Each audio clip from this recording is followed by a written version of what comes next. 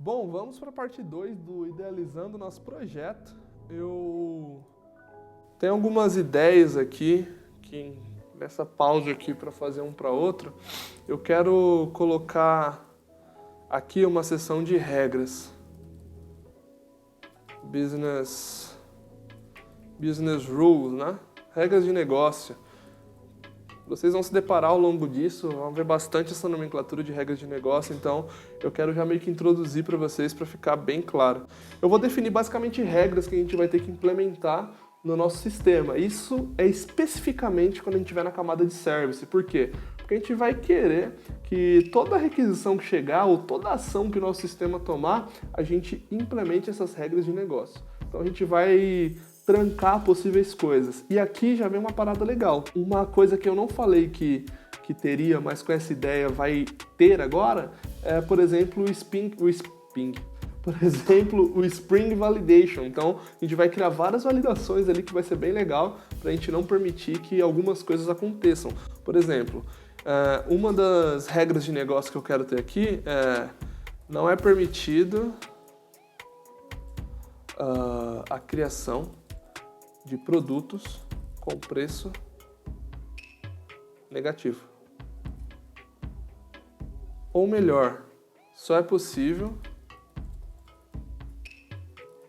a criação de produtos com preço positivo.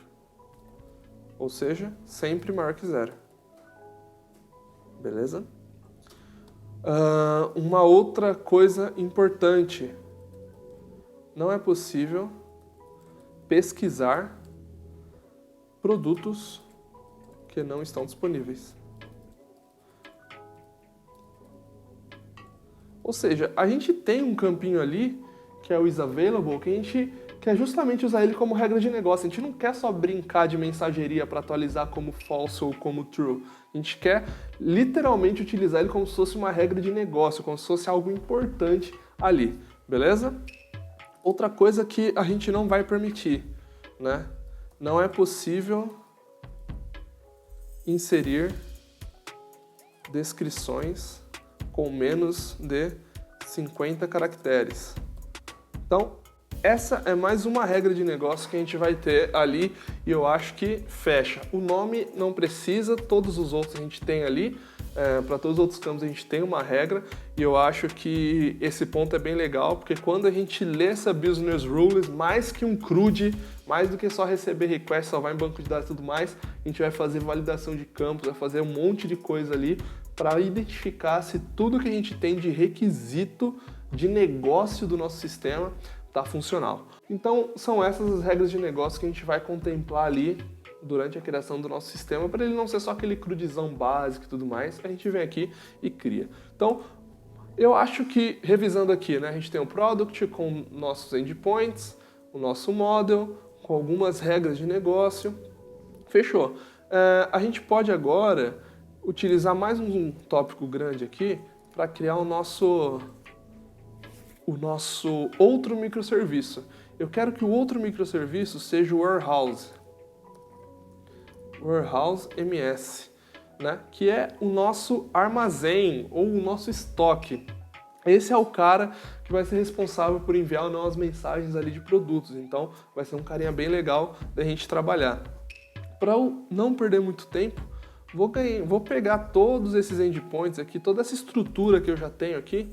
Então, eu vou só colocar aqui os nossos endpoints, né? Então, a nossa base URL vai ser um /warehouses. Mas a gente vai ter um post também para criar, né, um registro daquele produto ali no nosso estoque. A gente vai ter uma busca por todos, a gente vai ter uma busca específica por ID. Só que esse cara aqui, por exemplo, ele é estranho, ele poderia ser uma busca por produto, não pelo ID. Então esse cara a gente coloca um asterisco só para a gente verificar depois. A atualização também a gente quer e a gente não vai trabalhar com delete no nosso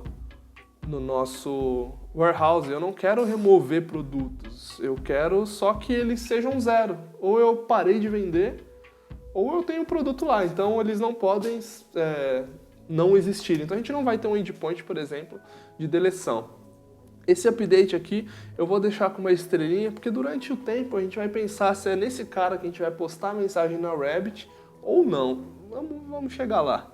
Não tem muito galo agora. Beleza, a gente agora define o modo do nosso estoque, do nosso warehouse, né? Mais uma vez aqui a gente vai ter um ID 1. Ao invés da gente ter o nome aqui, eu quero que ele tenha, por exemplo, o Product ID. E aí se você se perguntar, mas como ele vai ter um Product ID, sendo que ele só vai ver o warehouse e tudo mais, a gente vai chegar lá, vocês vão ver como que vai ser. Então, esse cara aqui vai ter também um, por exemplo, né? Não precisa de descrição, não precisa... A gente pode ter, na real, aqui, ó, a nossa quantity, né? Que é a quantidade de itens lá no nosso warehouse. Então, 100 vai ser um número inteiro aqui. A gente pode brincar com uma lógica matemática aqui, né? Só para saber, por exemplo, o custo, né? Então, o custo vai ser sempre preço unitário do produto vezes a quantidade aqui. A gente pode colocar, inicialmente eu só vou aumentar um 9. Eita, que eu quebrei aqui. Um 9 aqui e um 0 aqui. Se eu não estou errado de matemática, eu devo estar muito errado de matemática. Porque eu coloquei vezes 100, eu quero vezes 10. Eu coloquei vezes 10, eu quero vezes 100, né? Então, o burrão vai fazer uma conta aqui e o editor vai editar. Vou só acertar aqui nossa quantity para 10, o nosso valor para ser o valor do custo mesmo daquele estoque. Não porque fica estranho, porque não é o valor do custo, né? É o valor do preço final já. Eu não quero controlar custo aqui, acho que também não seja responsabilidade do estoque. Eu vou só colocar a quantidade mesmo e é isso. Mais pra frente eu imagino que a gente possa ter um alarme aqui pra gente saber qual que é o limite mínimo nosso, né? Então, por exemplo, se chegar a 2 a gente já dá um alarme, mas isso aqui é a ideia para outro vídeo, para outra série inclusive, né? Então, vamos agora para as nossas business rules aqui, né?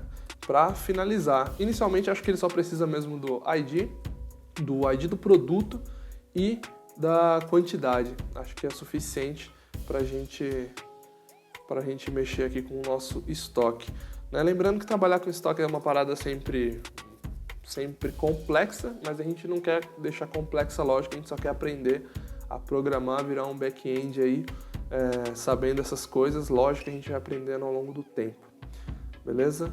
Então, vamos lá. Business Rules. O estoque é responsável por avisar se o produto está ou não disponível. Ou seja, caso o valor da quantidade seja igual a 0, quantidade deve informar o outro serviço. Então, é justamente nessa lógica que a gente vai definir quando o outro serviço vai ser avisado e esse campinho aqui vai virar false ou vai virar true e por aí vai. Beleza? E mais uma coisa, não é permitido mais de uma linha do mesmo produto salvo na base de dados. Ou seja, se aquele produto já existe, se o produto ID 1 já existe, eu não quero ter mais um produto ID 1. Então isso aqui vai ser uma chave também do nosso banco, beleza? A gente não vai permitir que isso aconteça. E eu acredito que essas duas são regras suficientes para a gente conseguir fechar ali o escopo do nosso projeto. Então, recapitulando, nós teremos um Product MS, né, um microserviço de produto com um CRUD completo, um model um pouquinho com mais informação, 3 regras de negócio bem fáceis ali de aplicar, apesar de exercitar a lógica e conhecer a tecnologia. E a gente vai também ter um Warehouse MS, que vai ter alguns endpoints ali que a gente vai pensar no update, pensar um pouco no get por ID, se faz sentido ou não. E também um model um pouquinho mais modesto, né, com 3 campinhos e 2 regras que, são 2, mas elas vão gerar aí bastante trabalho, principalmente a primeira, que é a responsável por informar o Product MS, beleza? Então, o nosso escopo está fechado inicialmente, né? Para uma V0 eu acredito que ele está bem bom. Então, se a gente precisar mudar alguma coisa aqui, vai ser pontual durante o desenvolvimento, durante alguma ideia que pode ser sua aí, se você tiver, coloca nos comentários, alguma ideia minha aqui durante o desenvolvimento. E é isso, beleza? A gente se vê no próximo capítulo. Até mais!